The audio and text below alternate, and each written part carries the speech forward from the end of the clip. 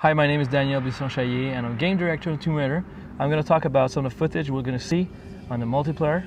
And I'm John Blythe and I'm going to be talking to you about it. Hello. Hey. Hey John, how you doing? Hey, very well, thanks. Let's look at the videos. This is a rescue mode. Like I was saying a little bit earlier, the rescue mode is about two clans. There's the scavengers and the survivors. Survivors has to stick together. They have a goal, which is getting the med packs back to a special location, while the scavengers have their goal is to grief the survivors, preventing them from doing so. So as you can see at the bottom of the screen, left bottom of the screen, you have to bring, as a survivor, you have to bring these packs, 5 packs, to be able to win. If you are scavengers, you basically need to kill and execute 20 of the survivors. You say kill and execute, that's the thing that makes it a little bit more trickier for the scavengers, isn't it? You can't just pick them off from a distance, you have to go in there and deliver the blow. Exactly. The thing about survivors is that they have the ability to be able to revive each other. So we see a trap here. But one of the things is that they have the ability to revive each other. So when they go down, basically they go to a vulnerable position because they don't move, but they can still shoot. But the scavengers, to be able to hit, to get the point, they need to approach it and take the risk of getting shot by them, but hitting them with a pickaxe and finishing them, getting the point. A few times in the room when I was just playing it, I shot someone, they fell down, I ran towards them, they just took me out immediately with a pistol. I thought, oh, I've got to learn how to play this game. Yes, the thing is that about a lot about the scavengers to be nimble. So when you do that, you should be rolling or zigzagging to reach your target. Otherwise, you're gonna die. So it's almost like it's a will to live. Survivors has something that's called will to live. It's basically they're down and they can revive each other. So that's why they don't die immediately when they get shot. Like, for example, the scavengers, you can kill them and shot. You mentioned the trap earlier, and another one just happened. Yeah, it just happened there. Was that set by the scavengers, or are those just environmental things? No, it's something. Everything in the game is interactive, meaning that every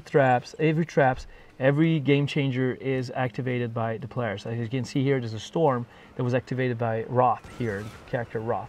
So the storm, like I was saying previously, Roth sees these enemies, he sees the outline, he sees a red silhouette of them, he sees their name tag, while they don't see him. They don't see the silhouette, they don't see his name tag, they're blind, so they don't know where it comes from.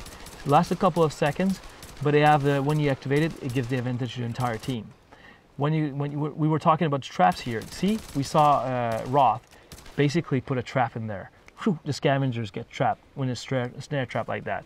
One of the goals for us is not just like, okay, I'm getting all these kill streak and suddenly I have a magical weapon appearing in my hands.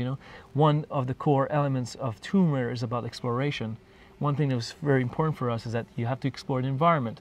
The traps are there, but you have to activate it.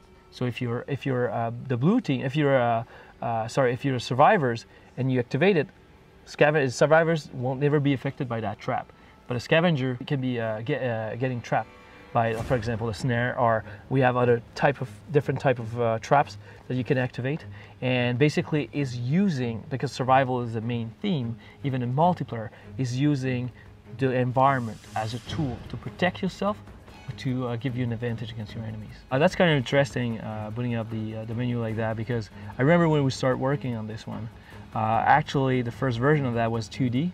So you actually were choosing the characters in a 2D space, and some of the lead artists at the time in Montreal had this crazy ideas of making it like 3D. So you've got all the choice of characters that were sitting in a lot of different people. Does that have any impact on what you can do in the game? Does each person have any different powers? The only thing there's two things that can impact the game and what you do. If you choose the scavengers has some abilities that the survivors don't have. Like, for example, if you're choosing a scavenger, you have the ascension ability that permits you to be able to ascend on zipline very fast. While if you're a survivor and try to do the same thing, you will actually climb slowly on the zipline. Did I see Lara in there? Lara is in there. Lara, she's. We had a lot of long debate about are we gonna have her there or not. And we decided to put it there, but it's very difficult to get her because we wanted to create the same. She's an icon, she's a legend. There's an aspect, there's a special aura around her, and one of the things we want to create is true. And what we want to create is what multiplayer. We want to create the same, special aura around her. So when the people are actually choosing Lara and you're playing multiplayer and you see this person come in as Lara, you're like, oh my god, this is Lara. So it basically mirroring what you feel when you're actually playing single player. Well, thanks very much for talking to me. Thank you guys. Thank you.